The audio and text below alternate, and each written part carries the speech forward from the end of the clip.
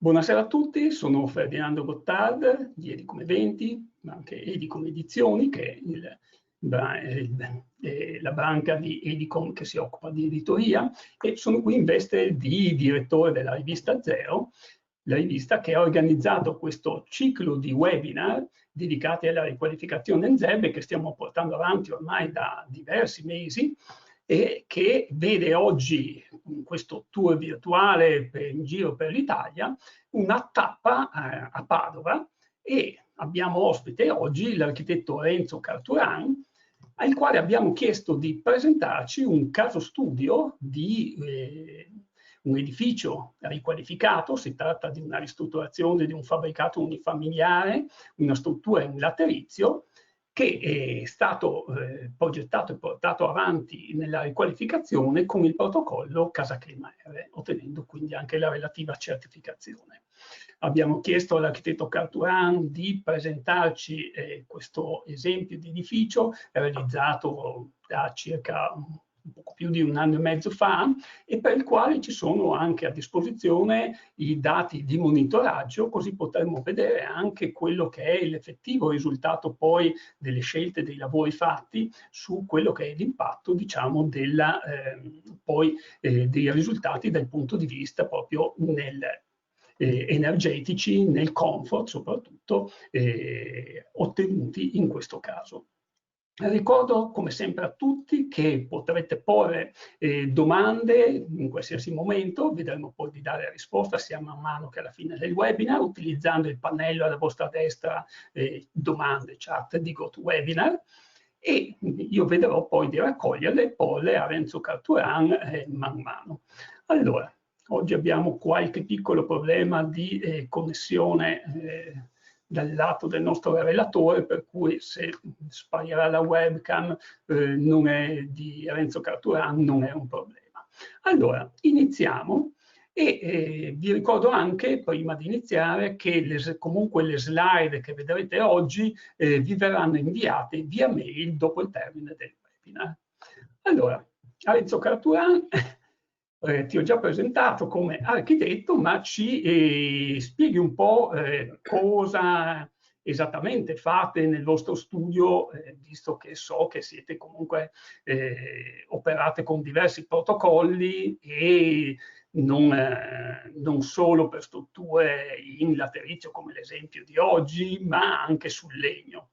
Ci racconti un po' qual è la vostra attività prima di entrare nel vivo?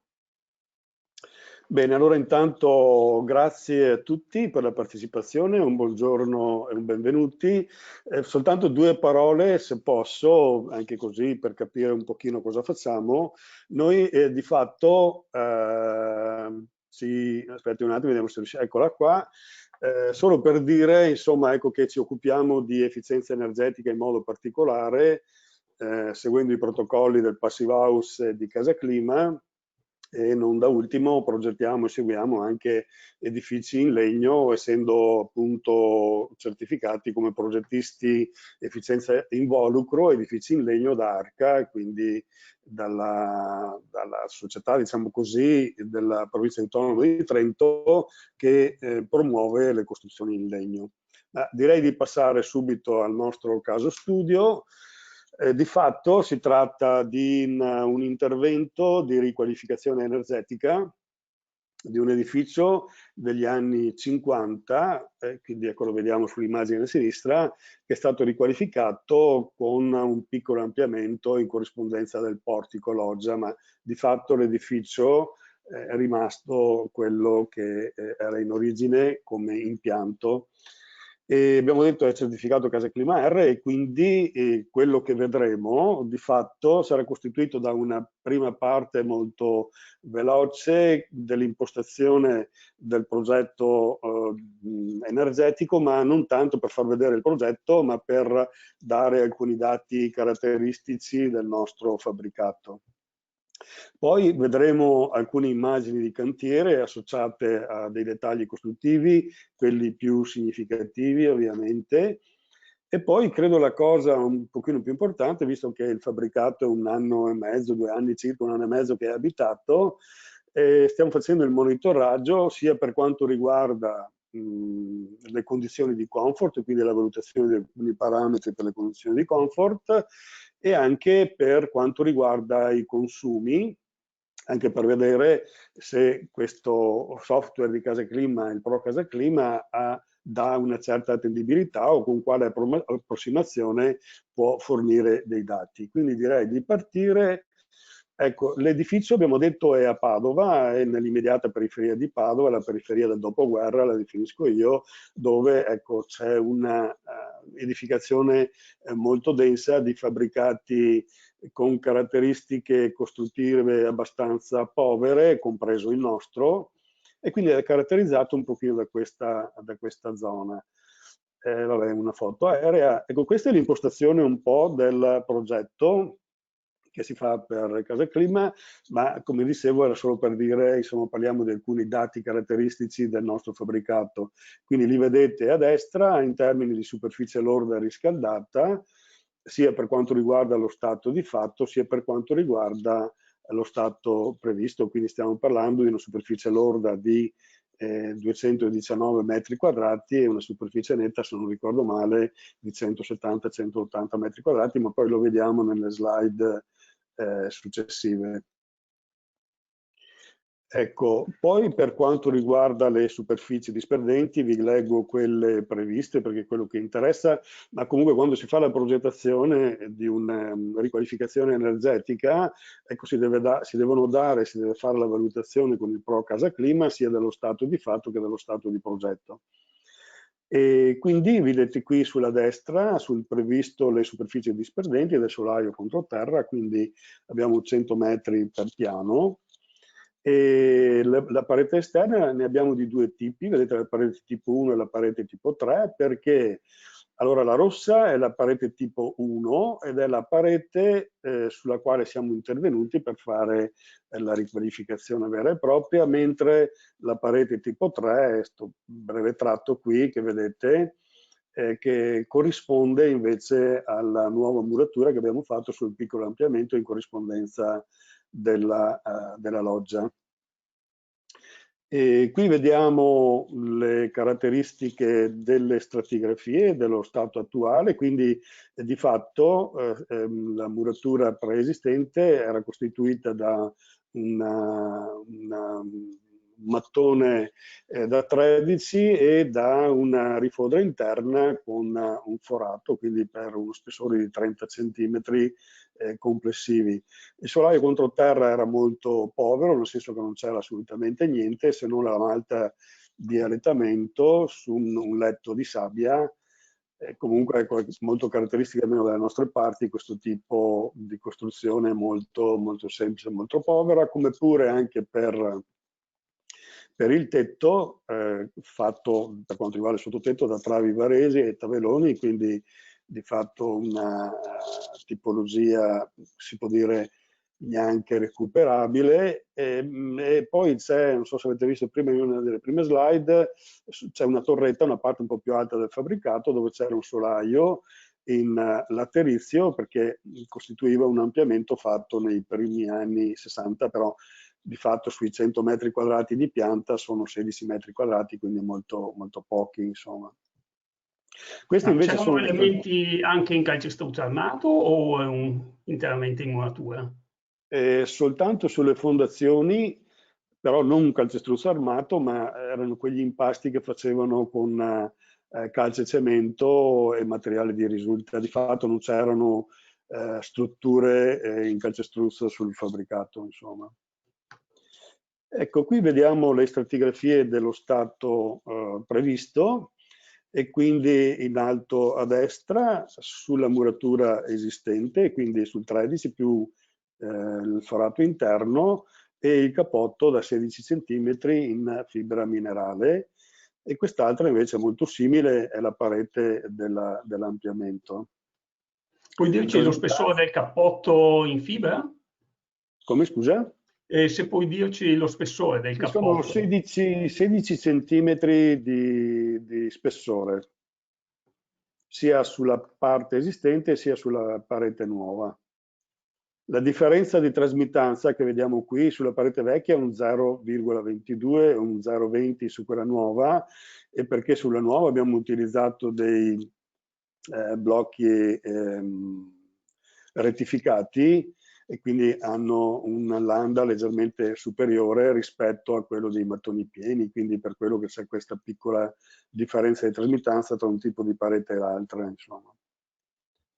Poi invece sul solaio controterreno abbiamo fatto l'isolamento con pannelli in XPS da 700 kPa e quindi con una resistenza a compressione significativa per una questione appunto anche statica. Anche per il solaio controterra abbiamo una trasmittanza pari a 0,20. Fra parentesi, ecco, sono trasmittanze inferiori a quelle che adesso sono richieste dal famoso super bonus, insomma, quindi abbiamo un pochino anticipato i tempi. Queste invece sono le stratigrafie del tetto. Questo che è lo sviluppo maggiore del tetto, quello in alto a destra, è un tetto piano, sempre in legno e coibentato in fibra di legno, e questo qua invece in basso a destra è il tetto in latero cemento esistente, il solaio in latero cemento esistente, che è stato anche questo coibentato con fibra di legno. Allora, se guardiamo il dettaglio in alto a destra, vediamo che sono 20 cm di fibra di legno intertrave, poi c'è un tavolato e un pannello da 3,5 cm sempre di fibra di legno ad alta densità, che ha la funzione di attenuare il microponte termico che si forma in corrispondenza delle travi portanti quando si fa l'isolamento intertrave, come in questo caso. Ecco, se vogliamo andare un pochino più sul dettaglio sulla stratigrafia, abbiamo a questa altezza il telo igrovariabile, e quindi, ecco, come si sa, un telo che si comporta in maniera diversa in estate ed in inverno, nel senso che in inverno tende a chiudersi, molto così detto semplicemente, in modo tale da limitare la migrazione del vapore verso il pacchetto isolante, mentre d'estate si apre e quindi consente l'evaporazione verso anche i locali e quindi il prosciugamento del nostro pacchetto isolante in fibra di legno. Ecco, poi abbiamo un tavolato di supporto sopra le travi, il pannello appunto di fibra di legno ad alta densità e il telo di tenuta all'aria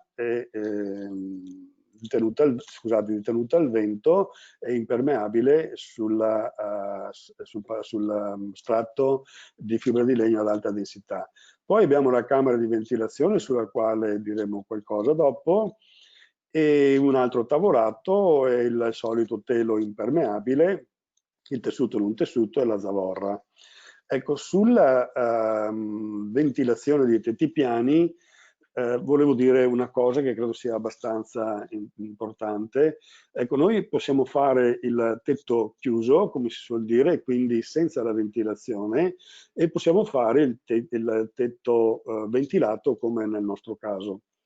Personalmente preferisco fare il ventilato per una ragione molto semplice, ma per esperienze di cantiere, nel senso che fare un tetto chiuso, quindi non ventilato, bisogna avere una cura più che particolare sul trattamento della barriera al vapore, nel senso che qui sotto, verso l'interno, nel caso in cui si parli di tetto chiuso, va messa una barriera al vapore.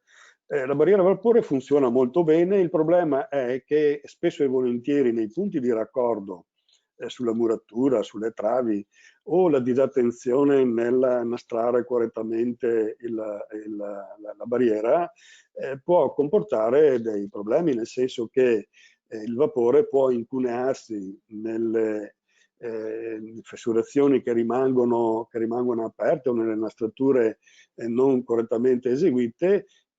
Poi, avendo un telo all'estradosso del pacchetto, sempre nel caso di tetto chiuso, spesso e volentieri non traspirante, succede che si incunea l'umidità il vapore acqua all'interno del pacchetto e quindi dà luogo a problemi di marcescenza. So che alcuni colleghi preferiscono quello chiuso, però io ho fatto queste esperienze, per cui diciamo, per me la soluzione ottimale è quella del tetto ventilato, anche se facciamo un tetto piano. Abbiamo un problemino dal punto di vista normativo, lo vedete qui sulla sinistra, nel senso che le norme UNI danno delle indicazioni per quanto riguarda la ventilazione dei tetti, purtroppo soltanto per tetti in pendenza, quindi col 30-35%, con una falda fino a 7 metri, e per questi consigliano una ventilazione di 5 cm e mezzo di altezza e quindi 550 cm² per metro lineare.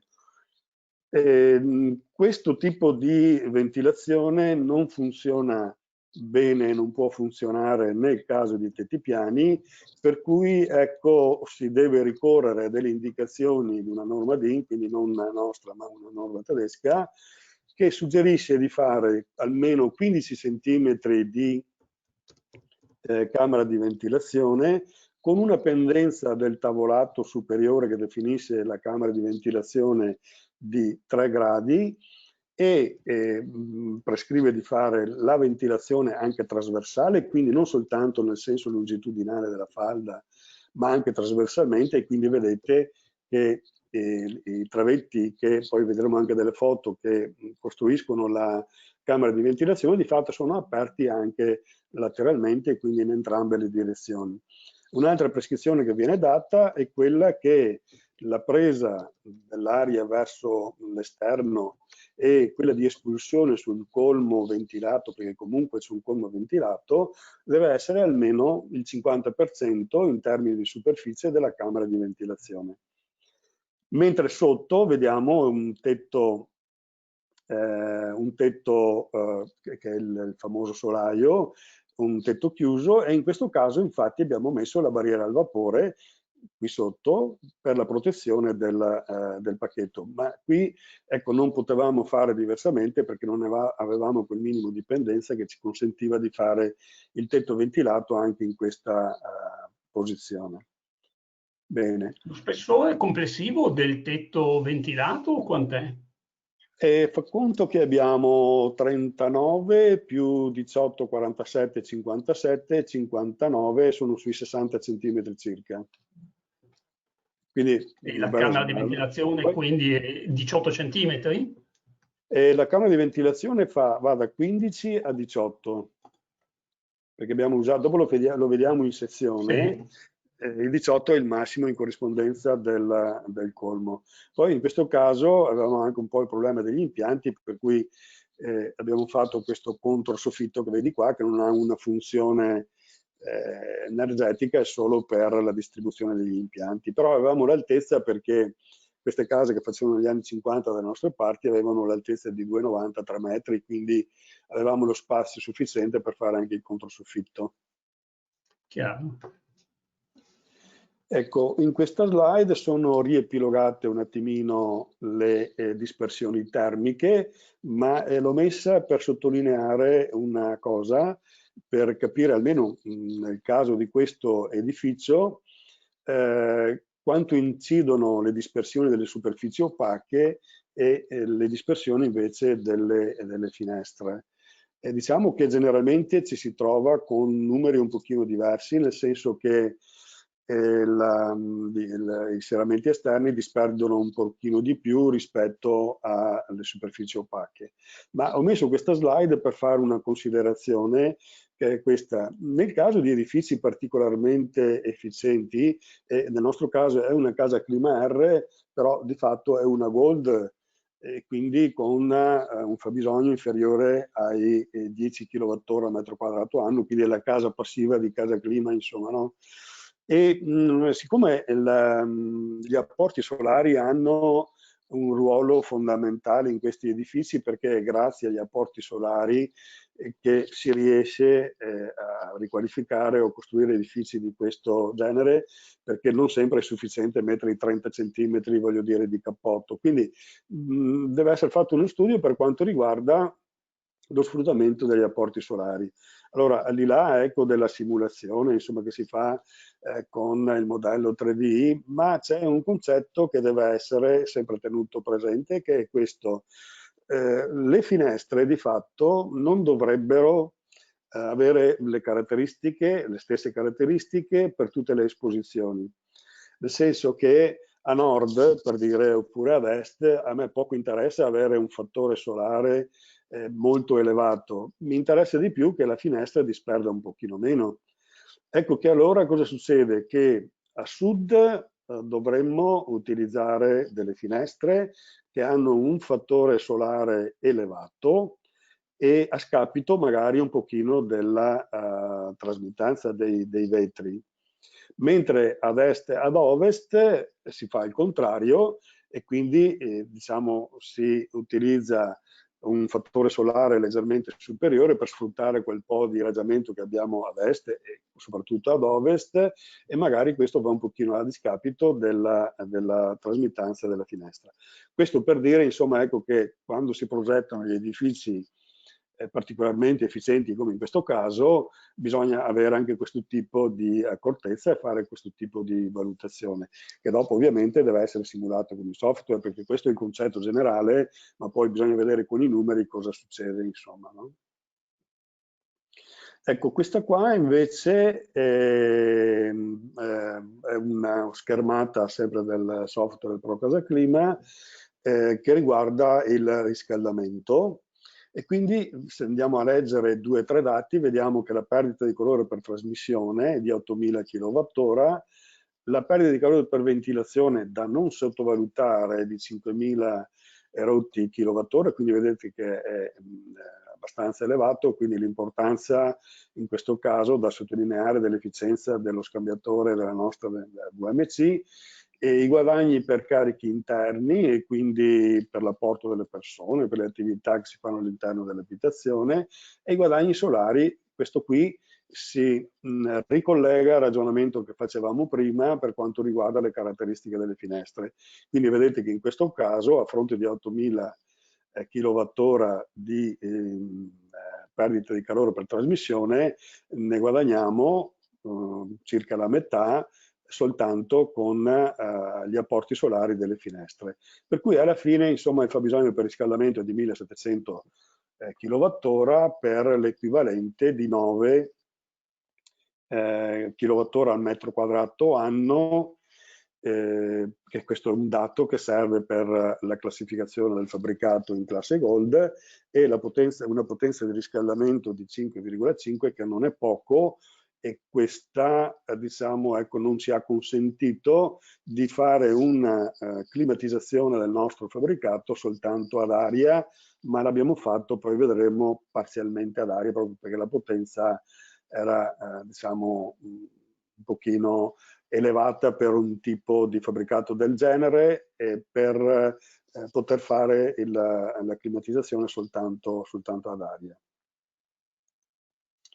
Qui invece vediamo i dati del raffrescamento e possiamo dire appunto, come vedete sulla nota qui a lato, che il fabbisogno per raffrescamento e deumidificazione è maggiore del fabbisogno per riscaldamento, nel senso che nei nostri climi è più importante l'attenzione verso la progettazione della climatizzazione estiva rispetto a quella invernale.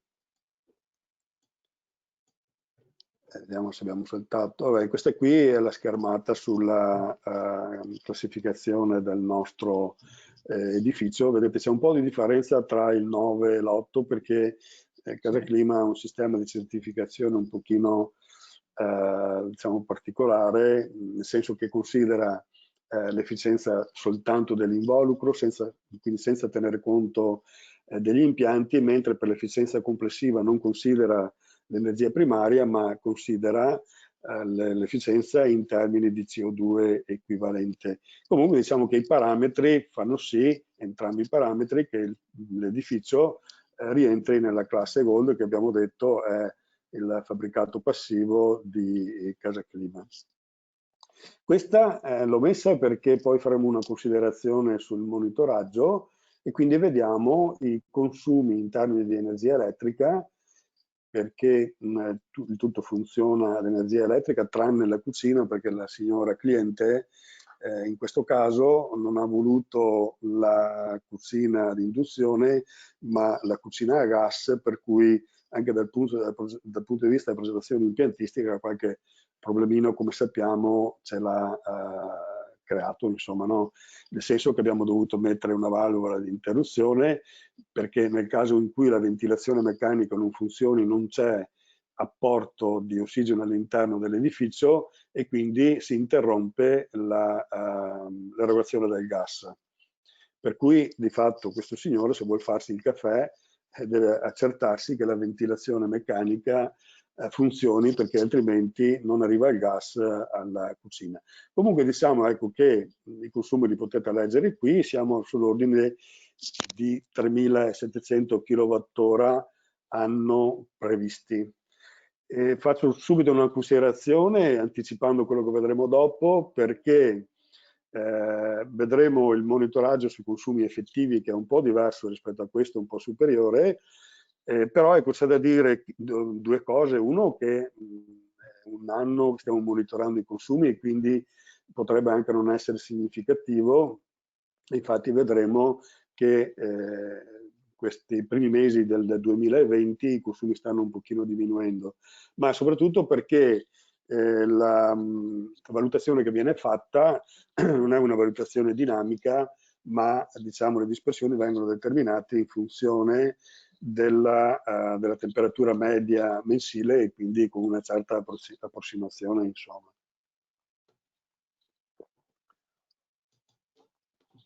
Ecco, qui vediamo alcune immagini di cantiere e questo è il rinforzo, diciamo così, delle nostre fondazioni, quei due dadi laterali, le solite cose che si fanno.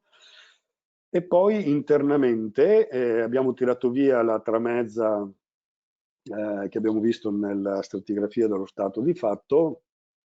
Abbiamo costruito un altro tavolato in blocchi in laterizio proprio per riuscire a garantire le condizioni minime che sono prescritte dalle norme per quanto riguarda le murature portanti. Fra l'altro, ecco, mi piace raccontare un aneddoto tanto per capire quello che succede in cantiere quando si vanno a fare le verifiche, i saggi.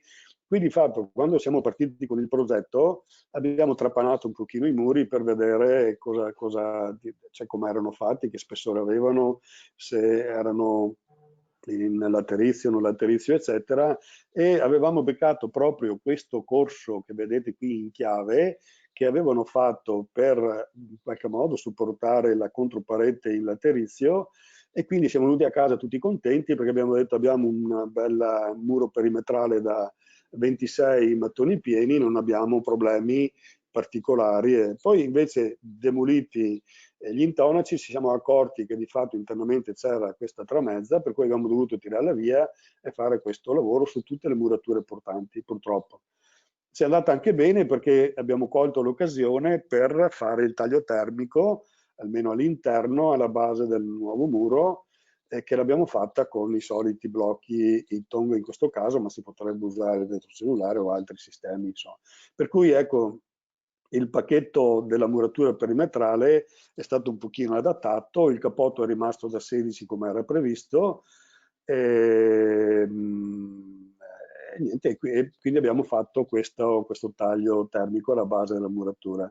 E questo qua che vedete giallo invece è la coibentazione del nostro solaio controterra, che poi di fatto per questa ragione, anziché farlo sotto il massetto come era previsto nella stratigrafia che abbiamo visto, l'abbiamo fatto sopra perché questo ci consentiva all'interno di avere la continuità del nostro materiale isolante.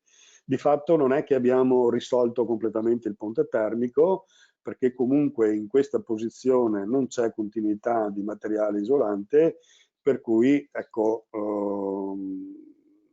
è stato attenuato per quanto possibile, tant'è che poi fra l'altro in Casa Clima R Casa Clima non chiede che siano risolti tutti i punti termici, ma insomma ecco, si fa quello che è possibile fare cercando di migliorare la situazione preesistente, insomma.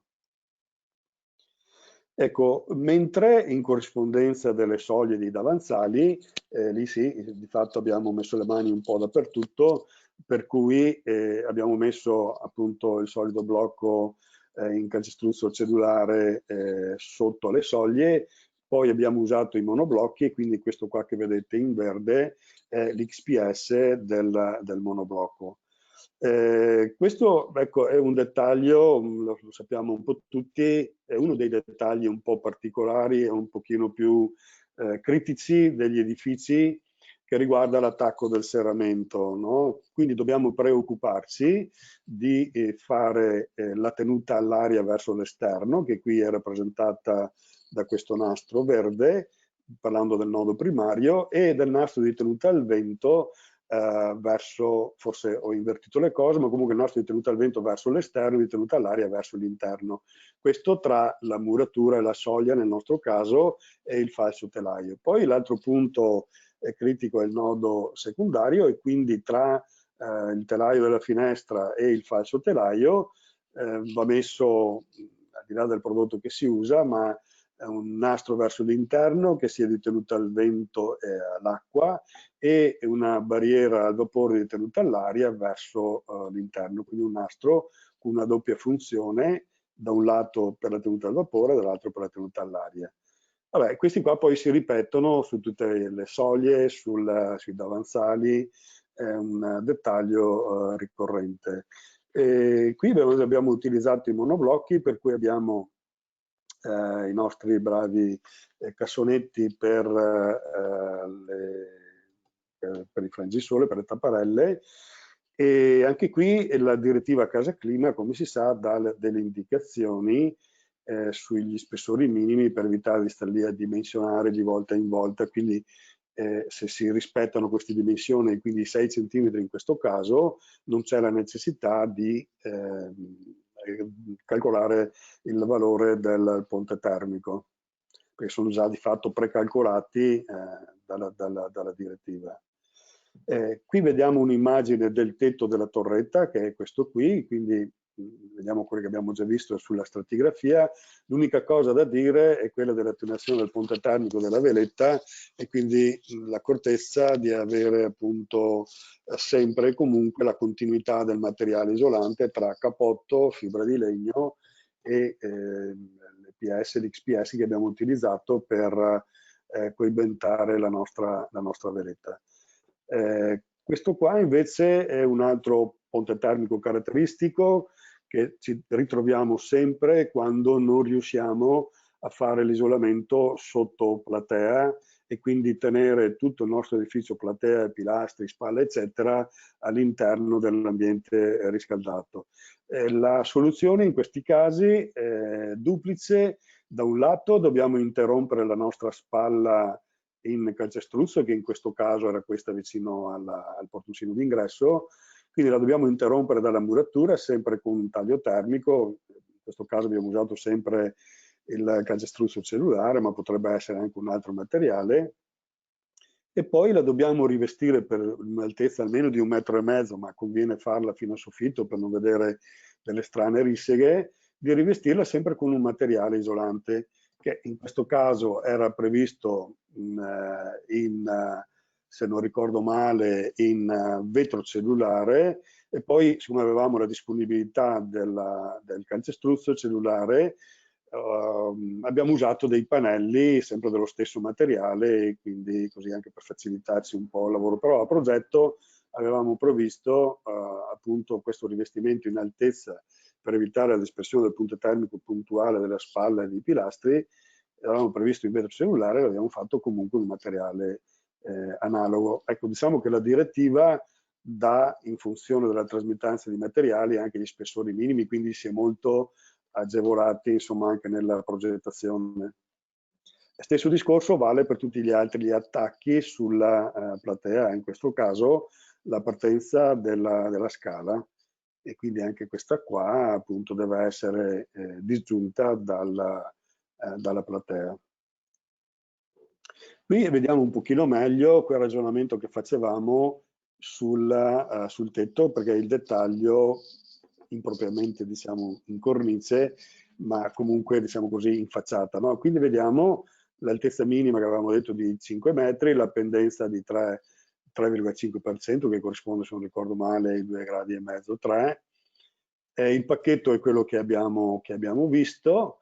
E qui, dopo lo vedremo anche sulle foto, è importante coibentare anche all'intorno della presa d'aria della ventilazione con, in questo caso abbiamo usato, se non ricordo male, l'EPS. Questa è la famosa lamiera forata che deve essere almeno 50 centimetri e 50%, scusate, della superficie della camera di ventilazione, sempre per quella famosa norma DIN che abbiamo detto, insomma, no?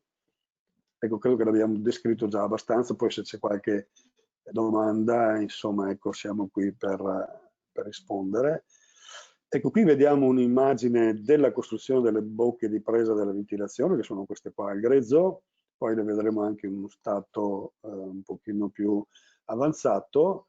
La copertura piana e quindi l'isolamento intertrave, questo che vedete sotto è il telo igrovariabile che dicevamo prima. Basta, direi che possiamo andare avanti, vediamo la prossima, qui vediamo uno stadio successivo. Siamo a questa altezza qui perché questo è il nostro telo di tenuta al vento traspirante, quindi siamo su questa posizione qui. Ecco, si intravedono le bocchette delle prese d'aria che abbiamo fatto a sud e a nord, e poi abbiamo fatto il colmo ventilato al centro del nostro edificio. E questo che vedete, questo pannellino qua, è quello da 3,5 cm, che è quello in fibra di legno ad alta densità, perché ovviamente il tetto deve essere calpistabile, è il nostro bravo telo di tenuta al vento. Ecco, qui vediamo un'immagine della costruzione della camera di ventilazione fatta tutta in morali di legno, e qui vediamo un pochino meglio la coibentazione attorno, tutto attorno, anche sotto il davanzale in lamiera, che si vede qua, della presa d'aria all'esterno, per evitare, appunto, per quanto irrisorio possa essere, il ponte termico anche in queste posizioni. E qui vediamo il nostro colmo, di fatto sopra, quindi a questa altezza qua sul tavolato, è stato utilizzato un manto impermeabile a base di poliolefine, senza far nomi, ma lo conosciamo un po' tutti, e poi il tessuto non tessuto e la zavorra. Sopra di questa abbiamo costruito la strutturina per il fotovoltaico. Ecco, qui vediamo un'immagine un pochino più avanzata con il cappotto in fibra minerale, anzi scusate, qui abbiamo usato la lana di vetro, e questa qua è la mascheratura che abbiamo fatto, ma non avevamo altre possibilità se non questa, con un sistema alettato della presa d'aria per la ventilazione. Vediamo se funziona tutto, mi sembra di sì, dovrebbero sentirmi, ok. Ecco, volevo soffermarmi un attimo, appunto, come avevo già accennato prima, sull'importanza delle aperture all'esterno, verso sud in particolar modo per il discorso degli apporti solari, quindi questa ampia vetrata che abbiamo fatto nella zona del piccolo ampliamento in corrispondenza della loggia che dà sul soggiorno, e abbiamo ampliato, ingrandito anche le vetrate delle stanze da letto sopra e della cucina, proprio per avere il massimo della superficie possibile vetrata. Diciamo che ci sono dei parametri, così, visto che mi viene in mente, un pochino orientativi, nel senso che le superfici vetrate in questi edifici dovrebbero essere almeno un 30% della superficie dell'involucro, però logicamente vanno progettate di caso in caso, perché dipende molto dalle caratteristiche del nostro serramento, dipende molto dall'esposizione, perché la variazione di 15-20 gradi nell'orientamento verso sud, che questa è la risposta giusta verso sud, può dare dei risultati molto diversi.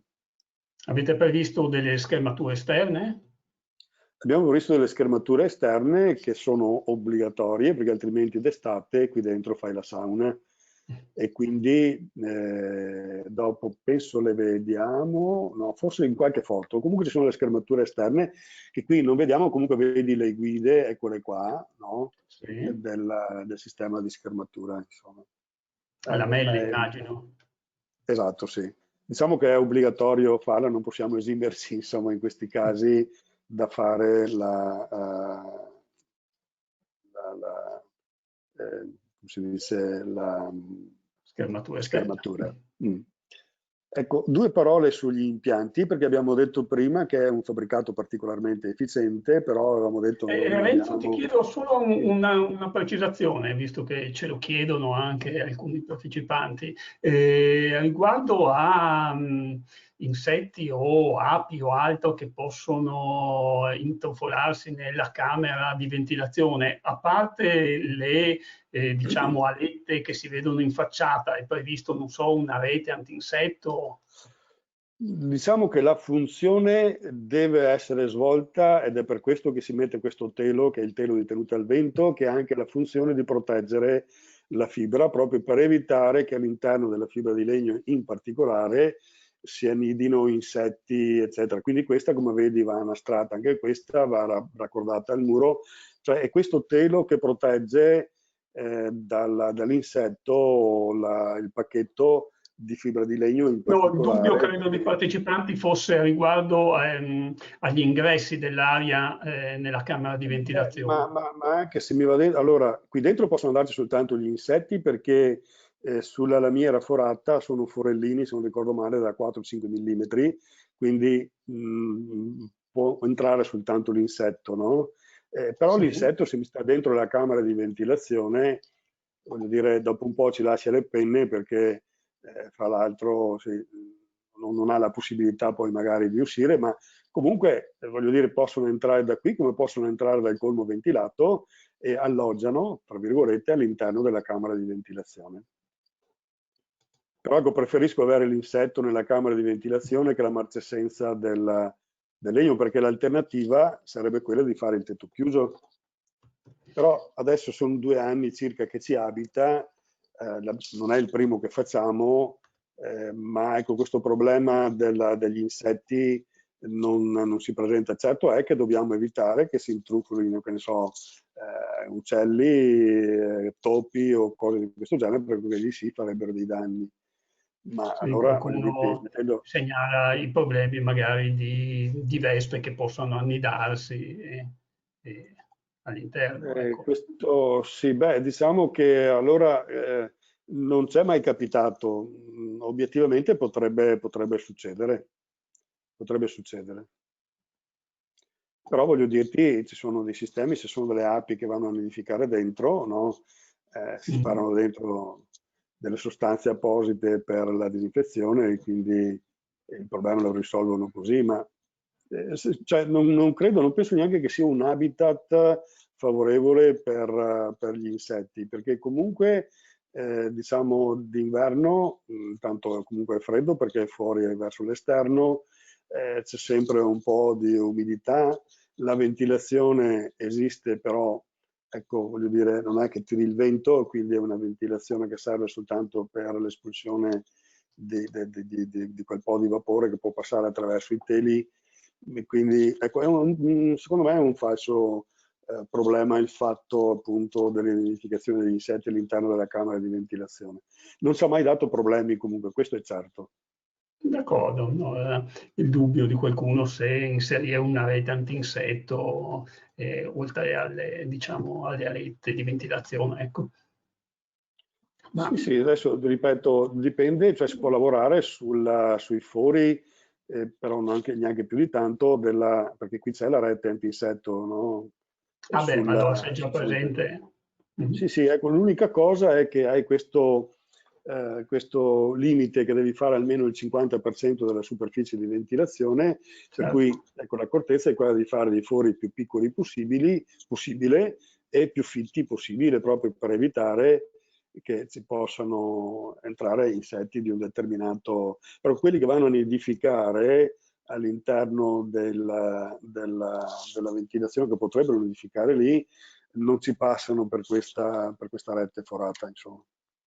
No, ok, c'è comunque una rete forata, perfetto. Sì, sì, sì, sì, Allora, sì. d'accordo, possiamo vedere Ok. anche il resto, la Ecco, VMC in eravamo caso. arrivati sulla questione impiantistica, abbiamo detto che abbiamo un edificio efficiente, però con una potenza richiesta in riscaldamento di 5,5, per cui ecco, non, in quel momento, adesso ci sono delle macchine che consentono di farlo, però quando siamo partiti 3-4 anni fa non avevamo, diciamo così, impianti che potessero funzionare ad aria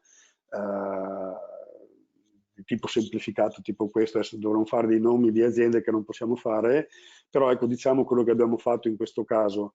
In questo caso abbiamo installato la ventilazione meccanica con un recuperatore termodinamico e quindi questa macchina fa la ventilazione meccanica, fa un po' di riscaldamento ad aria e un po' di raffrescamento ad aria, nel senso che nelle mezze stagioni la casa si riscalda e si raffresca con la macchina di ventilazione. Cosa succede? Succede che questa macchina a bordo ha una pompa di calore, niente di particolare, che utilizza come sorgente, come pozzo freddo, detto così, l'aria interna che viene espulsa verso l'esterno, e quella lì ecco, entra in pompa di calore e a seconda della stagione la si riscalda o la si raffredda per climatizzare, per climatizzare gli ambienti.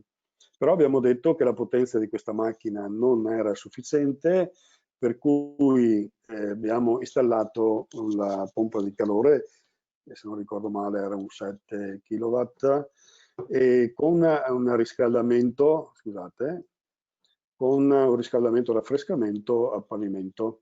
E quindi diciamo qui vedete un po' l'impianto, il boiler è di acqua tecnica, il boiler di acqua calda sanitaria, che viene prodotta appunto da questa pompa di calore. Nelle specifiche tecniche, ma non diciamo niente di particolare, vediamo un po' il COP di questo tipo di macchina, che è un po' particolare perché ha soltanto l'unità esterna e basta, quindi non è splittata, insomma, ecco, quindi ha soltanto l'esterno e basta. E poi è collegata con il volume, con il boiler dell'acqua tecnica. Il E niente, raffrescamento questo quindi è qua. radiante? Allora, È radiante. il raffrescamento in questo periodo se lo sta facendo con la ventilazione meccanica. Quando, che ne so, a luglio, agosto, con i 36 gradi fuori, quella macchinetta non ce la fa, per cui parte questa. Quindi è un'integrazione per la climatizzazione estiva ed invernale.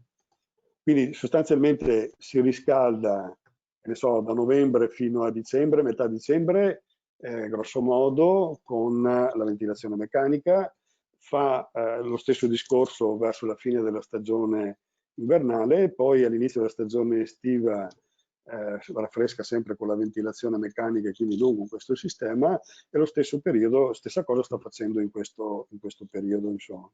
Per cui il sistema radiante entra in funzione grosso modo un paio di mesi d'inverno e un mese circa d'estate, insomma. Qui vediamo cosa succede per il fotovoltaico, l'ho messa perché poi la ritroviamo questa, perché ho fatto il raffronto con i consumi.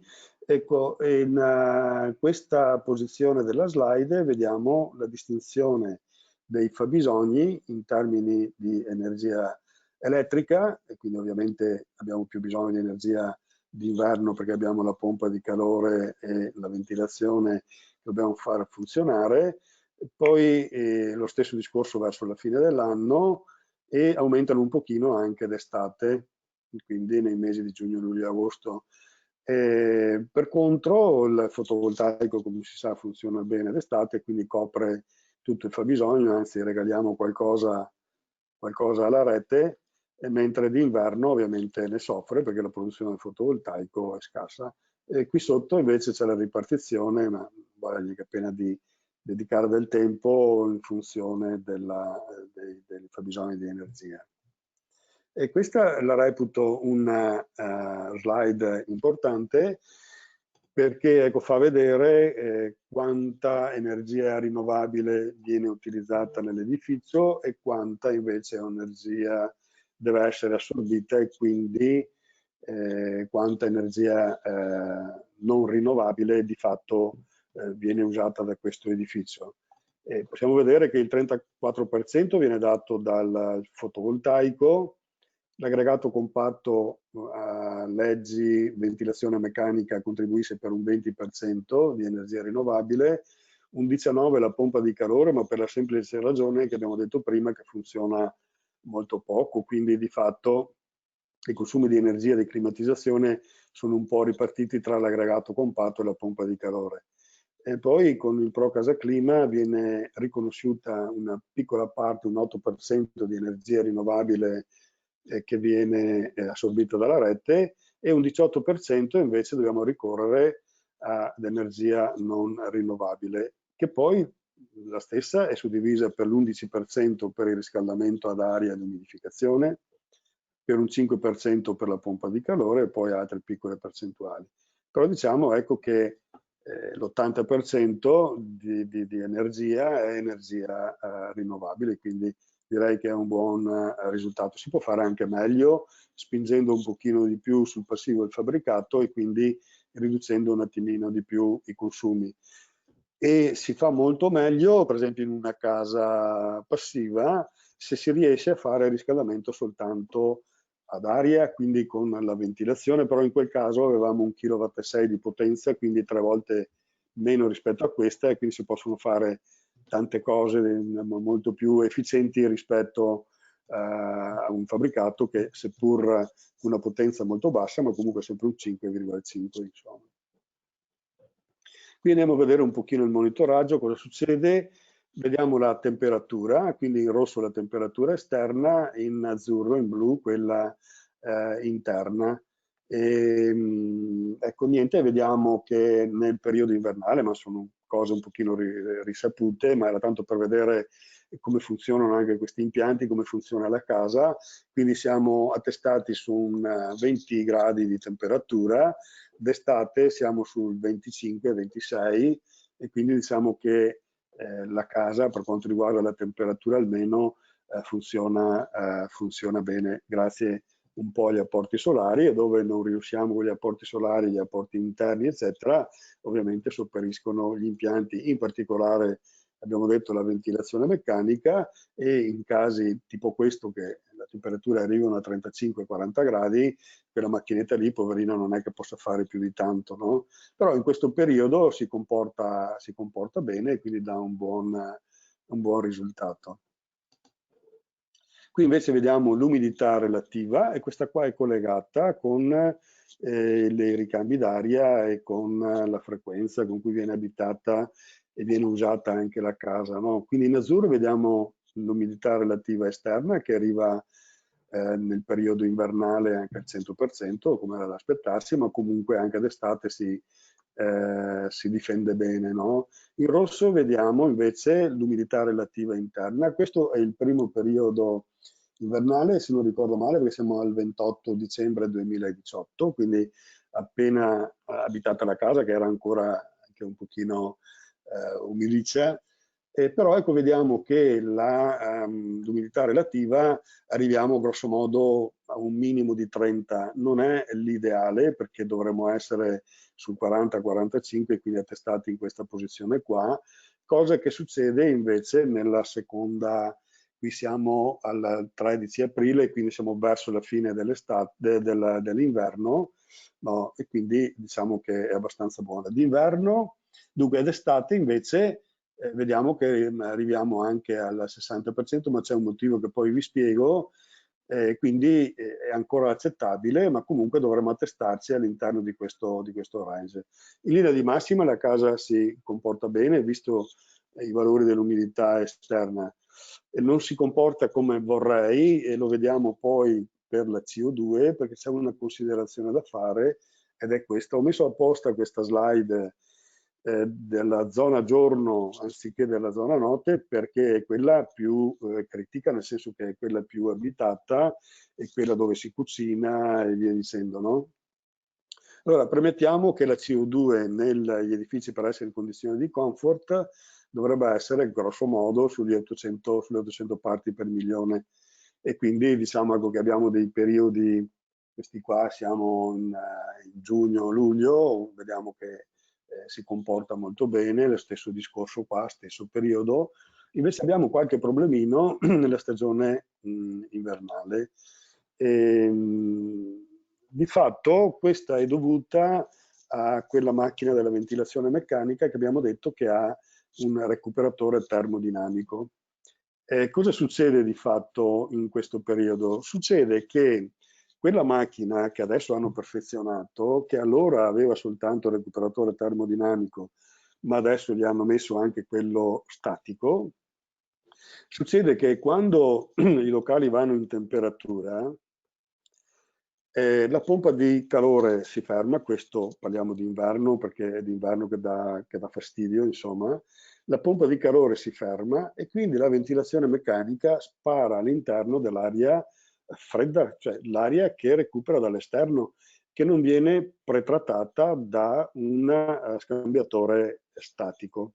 Per cui di fatto finché la pompa di calore funziona e quindi la casa chiama energia, non ci sono problemi, perché la pompa di calore porta l'aria ai 26 gradi, 28 gradi, 26 gradi e quindi diciamo manda all'interno aria che è a 22, 23, 24 gradi, quindi non dà fastidio. Però ecco, quando i locali, ripeto, vanno in temperatura, la pompa di calore non funziona più e la macchina di ventilazione continua a fare il suo lavoro, però scambia soltanto aria, che è anche aria fredda. Poi qui c'è stato un altro piccolo problemino, ve le dico perché insomma le esperienze, gli errori magari che fanno gli altri possono tornare utili a tutti, no? E qui avevamo un problema per la collocazione delle bocchette della ventilazione meccanica, nel senso che siamo nel soggiorno, non era molto grande, e allora sappiamo tutti che le bocchette di immissione dell'aria pulita vanno messe sulla parte bassa, quasi a pavimento, a 20-30 cm a pavimento, mentre quelle di ripresa vanno messe sulla parte alta, proprio anche per avere poi il lavaggio completo dei locali, eccetera. In questo caso, di fatto, abbiamo la bocchetta dell'aria di ventilazione che è stata messa in alto perché è nella parete dove c'è il divano, è l'unica parete dove puoi mettere il divano, metti la bocchetta sotto, ma no, ma non posso spostare il divano. Fatto sta, insomma, che la bocchetta è stata messa in alto. Cosa succede? Succede che quando i locali vanno in temperatura e la pompetta che è a bordo della ventilazione meccanica non funziona, quella bocchetta spara aria fresca e d'inverno l'aria fresca per uno che è seduto sul divano gli sbatte sulla coppa, sulla testa e gli dà fastidio. Unica soluzione, o meglio, c'erano due soluzioni: o cambiare la macchina e mettere su quella un pochino più evoluta, anche con lo scambiatore statico che avrebbe consentito di sparare dentro aria a 18 gradi, oppure l'alternativa, che è quella che è stata adottata, era quella di diminuire un po' la portata della macchina di quelle bocchette della macchina di ventilazione. E infatti gli effetti si vedono, perché spesso e volentieri andiamo anche oltre i 1000 di CO2 parti per milione, e quindi vuol dire che il ricambio d'aria all'interno di questo locale, al di là che è già un locale molto critico perché la produzione di CO2 è notevole per il fatto della presenza delle persone, per l'attività di cucina e via dicendo, però ecco, se non ci fosse stato questo problema, piuttosto di diminuire la portata della bocchetta di ventilazione, si poteva aumentare e quindi il valore della CO2 avremmo potuto tenerlo grosso modo sugli 800. Quindi, insomma, ecco, sono esperienze di cantiere molto particolari che purtroppo le si conosce soltanto fatta l'esperienza e andando a vedere queste robe qua, perché non è che il cliente si lamenti e che dica, che mi abbia detto ma l'aria non è pura sufficienza, mi dà un po' fastidio. No. Diciamo che già in 1000 parti per milione è un buonissimo risultato. Vorremmo fare meglio e quindi ecco, se non ci fosse stato questo piccolo problema avremmo potuto mantenere la CO2 sugli 800 parti per milione e dare una condizione di comfort migliore. Ti possiamo chiedere quante persone abitano la casa? Sono in 3 persone. Ah, quindi questi dati comunque sono relativi a un'occupazione di 3 persone, quindi. Le persone però d'inverno, ecco, loro stazionano molto in casa, te lo posso dire perché li conosco un po', e quindi ecco, quell'effetto lì è dovuto anche alla presenza dal primo pomeriggio in poi, loro sono sempre in casa. E poi il soggiorno dove c'è la centralina di rilevamento è collegato con la cucina, quindi anche quello L'altra lì è un domanda, fattore. infatti, che ci chiede qualche partecipante, come è stato realizzato il monitoraggio? Avete messo delle sonde, dei Abbiamo sensori? installato, per quanto riguarda temperatura, umidità, rumore, quei parametri lì, utilizziamo una centralina, adesso non so se posso fare il nome, credo di no, ma comunque è una cosa molto, molto semplice che dà la possibilità poi di gestire i dati, ecco, come avete visto, insomma, no? E costa anche poco perché mi pare che con 250 euro, 300 euro hai la centralina e hai un secondo punto di rilevamento che puoi mettere, che ne so, nella stanza da letto, quindi fare giorno e reparto notte. In questo caso sono tre, perché ce n'è una in cucina, una in una stanza da letto e una nello studio. Io ho rappresentato solo quello del soggiorno perché è quella che vi dà criticità. Le altre, nelle stanze da letto, nel soggiorno, sistematicamente è al di sotto, anzi è a 500 parti per milione, grosso modo, quindi lì problemi non ce ne sono.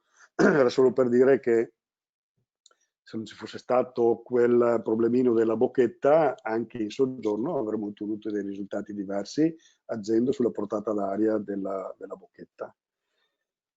Ok, qui niente, vediamo invece i consumi per quanto riguarda l'energia elettrica. Allora, se vedete qui, queste sono bollette dal 1 gennaio 2019 al 31 dicembre 2019, distinte per fasce, vabbè, insomma, e quindi ha consumato giusto 6.000 kWh di energia. Il costo stimato da progetto erano 3.800, se vi ricordate, Sì. più ci sono 800 kWh che vengono riassorbiti dalla rete, che sono quelli che vengono immessi in rete, quindi di fatto il consumo stimato di progetto sarebbero 4.600 kWh anno. Sono 1.400 kWh di differenza che tradotto in euro sono 250-300 euro, cioè non è tanto il problema del costo, ma mi interessava così vedere l'attendibilità del nostro softwareino con cui calcoliamo e determiniamo la classe di appartenenza dei fabbricati per casa clima. Diciamo che il problema grosso di quel software lì è quello appunto che usa temperature medie mensili, quindi è un sistema non dinamico. E le differenze infatti si vedono perché in alcuni mesi, per esempio, che ne so, se guardiamo dicembre, che la temperatura, gennaio, scusate, che la temperatura, insomma, sappiamo grosso modo qual è sempre abbastanza costante, bassa e costante, infatti vediamo che il software da circa 1.000 kWh e 1.000 kWh sono quelli consumati. Se però andiamo a vedere, che ne so, per esempio febbraio, no, forse marzo si vede di più, eccolo qua marzo, la previsione era di 570-580 kWh, a marzo qui ne abbiamo 250-300 massimo.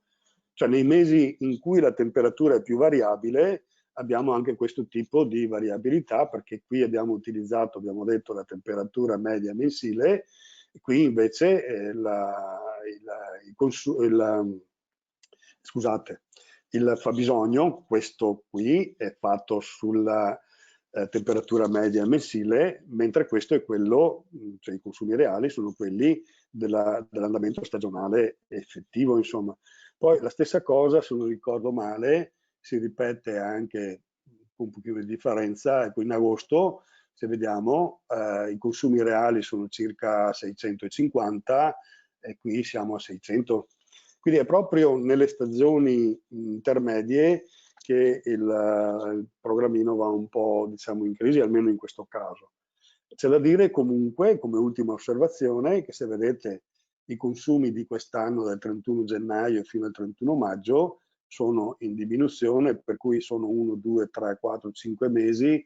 Diciamo che a fine anno, se l'andamento sarà questo, risparmierà circa 800 kW, quindi andiamo a 5.200 contro 4.600. Diciamo che possiamo accontentarci, insomma, ecco.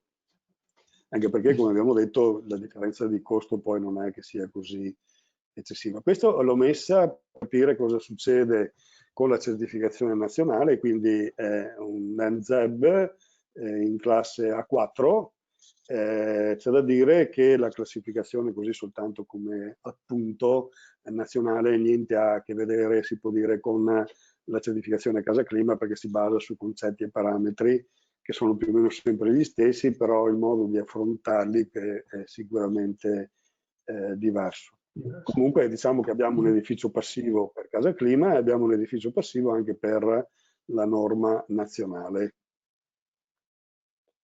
Bene, questa è una delle ultime slide, solo per dire, intanto per vedere il certificato, insomma, che fa sempre piacere, è la verifica del overload test, quindi della tenuta all'aria, perché per Casa Clima deve essere fatta la prova di tenuta all'aria, perché incide questa sui consumi, incide sulle possibilità o meno di formazione di condensa all'interno delle strutture e via dicendo, e quindi dobbiamo garantire che non ci siano spifferi.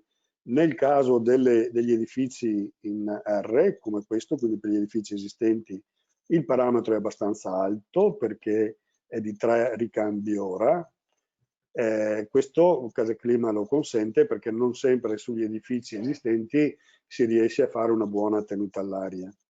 Però in questo caso abbiamo fatto un 0,98, quindi più che soddisfacente. Era il dato che vi aspettavate rispetto al progetto?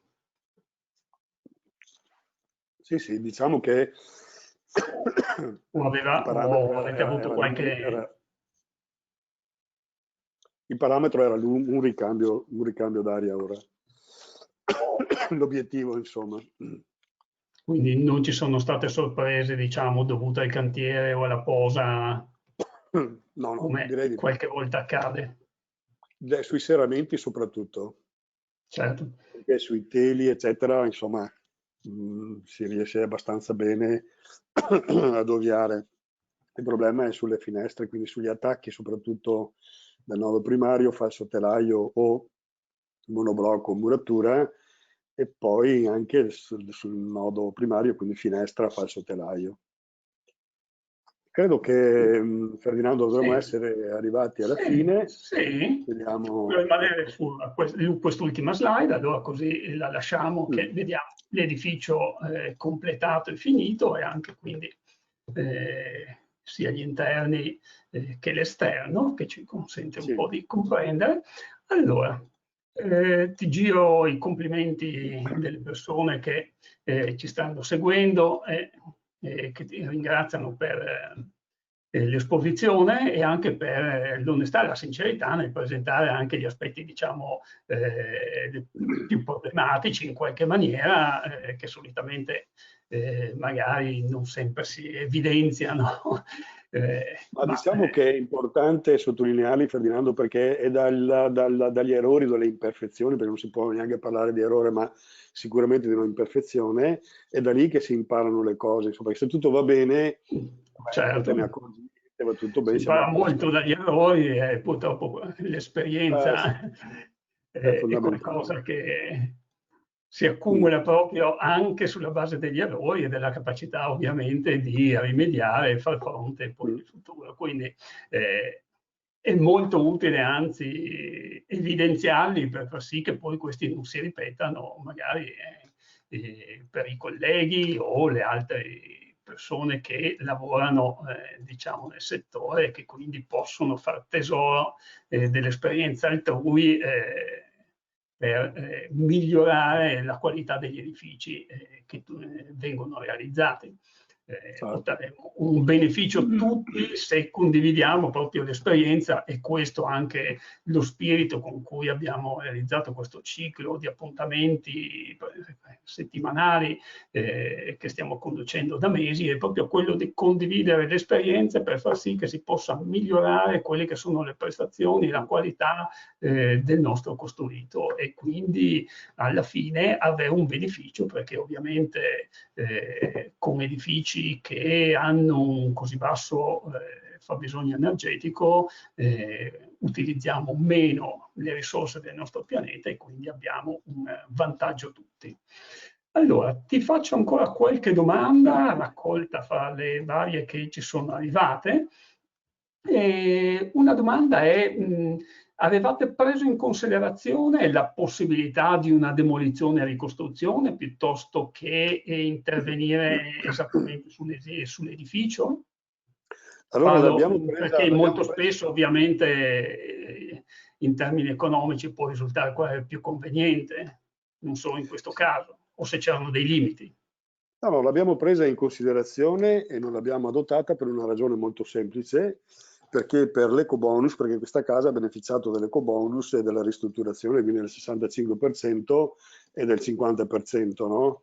Allora, diversamente da adesso, l'Agenzia delle Entrate non aveva sposato, diciamo così, il concetto di ristrutturazione attuale e quello della demolizione e della ricostruzione, che poi fra l'altro in questo caso non potevamo neanche fare fedele ricostruzione, perché abbiamo fatto quel piccolo ampliamento sulla parte qui davanti, sul soggiorno, per cui è stata proprio una scelta, come si può dire, ragionata, quella di fare la riqualificazione, non la demolizione e ricostruzione, anche se alla fine con i costi non è che abbiamo risparmiato, forse abbiamo speso qualcosina in più, però l'abbiamo fatto proprio perché in quel momento, quindi 3 anni fa, quando siamo partiti 2 anni fa, non si poteva fare la demolizione e ricostruzione per poter beneficiare dell'ecobonus e della ristrutturazione. E quindi ecco, abbiamo optato per la ristrutturazione e per la riqualificazione energetica, insomma. Altra domanda che riguarda invece la ventilazione meccanica con il recuperatore termodinamico. Ci chiedono se è possibile avere un dato su quanti gradi in entrata vengono recuperati quando... Dunque, in entrata parliamo della presa d'aria dall'esterno. Immagino di sì, che se chi ha fatto la domanda intenda sì, rispetto all'aria esterna, sì. Ma diciamo che allora le cose cambiano tra una macchina che funziona in termodinamico tipo questa e una macchina con un recuperatore statico. Per il recuperatore statico presuppone lo scambio di energia tra l'aria in uscita calda e l'aria in entrata fredda, e in quel caso lì l'aria in uscita generalmente esce sui 20, 18, 20 gradi, e l'aria in entrata, che ne so, a 0 gradi, ne guadagna 12, 13, 14, dipende un pochino dalle stagioni. Dipende poi molto dall'efficienza della macchina, perché possiamo avere macchine di ventilazione con recuperatore al 60%, ma possiamo avere anche macchine, senza fare nomi, che vanno al 110-115%, perché magari hanno oltre al recuperatore statico anche il recuperatore termodinamico. E quindi diciamo, ecco, abbiamo questo dato per quanto riguarda il recuperatore statico di queste macchine. Per il recuperatore dinamico, e lì dipende molto dall'efficienza della pompa, nel senso che la pompa di fatto utilizza, abbiamo detto, come sorgente di energia l'aria di espulsione, quindi ai 18 gradi, 20 gradi, 18, insomma, diciamo, ecco, no? Anziché utilizzare come sorgente, come pozzo freddo, l'aria esterna, che potrebbe essere a gennaio a 0 gradi nelle nostre zone, e quindi con un salto termico ben diverso, perché da 18 gradi la porta a 26, ho un salto termico soltanto di 6 gradi, e quindi la pompa può essere una pompetta piccola, lavora poco, no? E quindi il vantaggio di una ventilazione con un recuperatore termodinamico è questo, cioè nel senso che posso utilizzare dell'aria non fredda come quella esterna, ma con una certa temperatura, e quindi riuscire a fare un po' di caldo, un po' di freddo. I sistemi un pochino più evoluti hanno, dicevamo prima, il sistema anche del recuperatore statico. Quindi in quel caso lì cosa succede? Succede che prima di arrivare alla pompa di calore, l'aria di espulsione interna a 18 gradi passa nel recuperatore statico. Nel recuperatore statico cede l'energia all'aria di ingresso e va alla pompa di calore soltanto a valle del recuperatore statico, e quindi va in pompa di calore a 7-8 gradi. La pompa di calore qui lavora un pochino di più perché il salto termico è maggiore, sfrutta l'energia, quei 7-8 gradi dell'area di espulsione a valle del recuperatore statico, per far funzionare la pompa di calore, anziché pescare sempre l'aria esterna a 0 gradi. E quindi anche in questo caso, in maniera meno accentuata, però abbiamo un salto termico ridotto, piuttosto di avere, che ne so, i 26 gradi di salto termico e quindi temperatura 0 fuori e 26 in uscita dalla ventilazione meccanica, abbiamo un 18-20 gradi insomma di salto termico. Questo si riflette ovviamente anche sui consumi, eccetera. L'unica cosa, ecco, sottolineo, di questa macchinetta qua molto bella, che l'anno dopo che l'abbiamo comprata noi hanno fatto questa modifica, ecco, hanno messo il recuperatore statico e quindi sicuramente l'hanno specializzata e funziona molto bene adesso, nel senso che non dà più quel fastidio dell'aria fredda sul collo del cliente seduto sul divano, insomma, ecco. Ok. Una domanda: prima avevi parlato riguardo alla cucina a gas del fatto che non può funzionare se non è attiva la ventilazione. Questo perché non sono stati, immagino, fatto i fori necessari per il gas, diciamo, la presa d'aria Diciamo che esterna. allora la normativa prevede che per le cucine a gas, quindi con combustione esterna, Sì, debbano avere una presa d'aria all'esterno di sì. diametro di 20 centimetri, no? Oppure deve essere collegata con l'impianto di ventilazione. Allora, la bocchetta esterna dà problemi perché ovviamente salta tutto il discorso della tenuta all'aria, perché avere 20 centimetri vuol dire un ricambio e mezzo circa su questo fabbricato di volume d'aria. Quindi se il fabbricato è 500 metri cubi, vuol dire che 750 metri cubi ora li buttiamo fuori perché dobbiamo fare questa bocchetta, no? Poi dà problemi anche per il funzionamento della ventilazione meccanica, perché potrebbero essere delle alterazioni tra pressione interna e pressione esterna, su tutte queste robe qua. Allora l'alternativa sarebbe quella di collegare, abbiamo detto, questo è quello che prevede la norma, la ventilazione meccanica all'espulsione della cucina. Però ovviamente in cucina usi oli, grassi, eccetera, per cui vai a impasticciare le condotte della ventilazione meccanica. L'alternativa, che è quella che abbiamo adottato in questo caso, è quella di usare un'elettrovalvola, nel senso che rileva le differenze di pressioni interne ed esterne, per cui se internamente la ventilazione meccanica non funziona, questo altera la pressione interna e l'elettrovalvola interrompe l'erogazione del gas, in modo tale da mettere in sicurezza la cucina. Perché se, non succederà niente per carità, però se la ventilazione meccanica non funziona, la casa abbiamo detto fa un 0,98 ricambio ora, quindi abbastanza ermetica, se uno cucina dalla mattina alla sera consuma l'ossigeno che c'è dentro, ci può essere una emissione in cucina di ossido di carbonio, per cui ecco, non è in sicurezza. Allora o si fa il foro o si collega alla ventilazione, oppure si mette un sistema di verifica di controllo, tipo quello che abbiamo utilizzato in questo caso, insomma. Certo, se è impossibile, ovviamente c'è l'altra ulteriore ipotesi a cui avevi già accennato, ovviamente, di introdurre delle piastre a induzione e Infatti quindi una casa totalmente elettrica.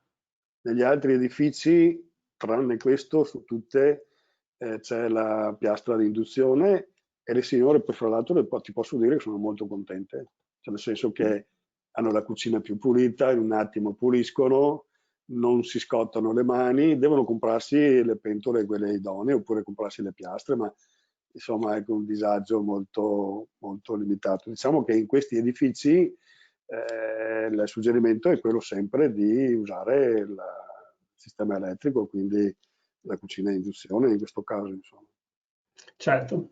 Allora, siamo praticamente in chiusura. Qualcuno ci chiede se si possono avere delle indicazioni sui costi di costruzione e progettazione. Allora, è un aspetto un po' delicato anche per privacy, non so se possiamo darli. Allora io vorrei fare a questo proposito una considerazione. Allora, intanto ecco, posso dire che non è costata di più che non farla nuova questa casa, insomma, no? E i costi sono i costi medi di mercato, cioè voglio sottolineare che questi edifici non costano di più. Certo è che primo non possiamo fare un raffronto di questi edifici con quelli che magari fa l'immobiliare, che l'unico interesse che ha è quello di vendere al prezzo più conveniente e quindi usa tecnologie diverse, non si può neanche fare un paragone, insomma.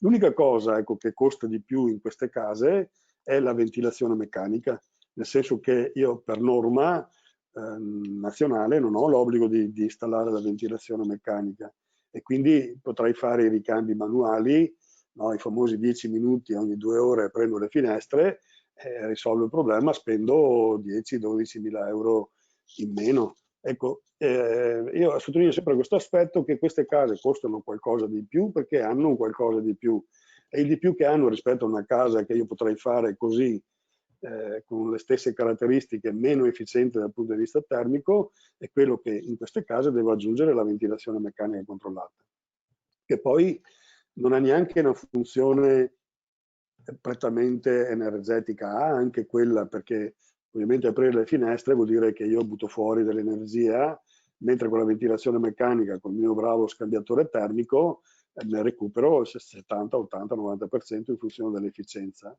No? Ma è anche una questione soprattutto di comfort, perché queste case qua, ecco, devono essere case eccezionali dal punto di vista del comfort interno. E allora, oltre ad avere le problematiche relative all'irraggiamento della temperatura delle superfici interne, tutte queste belle robe qua, anche la qualità dell'aria deve essere dello stesso livello.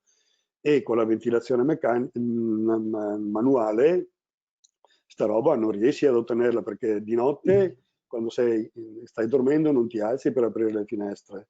Di giorno sei a lavorare, non apri le finestre, di mattina cucini e poi resta tutto chiuso in casa e quindi voglio dire, in termini di comfort siamo messi molto male. Per cui la ventilazione meccanica, secondo me, ha questa funzione principale. Poi, vabbè, insomma, serve anche a qualcos'altro, insomma. Certo, la qualità dell'aria sicuramente senza una ventilazione è praticamente impossibile da raggiungere come valori di qualità perché sai, Io ho appunto provato per i in motivi che hai detto. una curiosità, in una stanza da letto matrimoniale, quindi con 2 persone, con permanenza grosso modo di, fa conto, dall'1 alle 7-6 ore, più o meno 6-7 ore, e la CO2 va a 3600-3800 parti per milione. E quindi Rispetto, ricordiamo, a quelli 800 parti per milione che avevi detto essere come un esatto. livello ideale.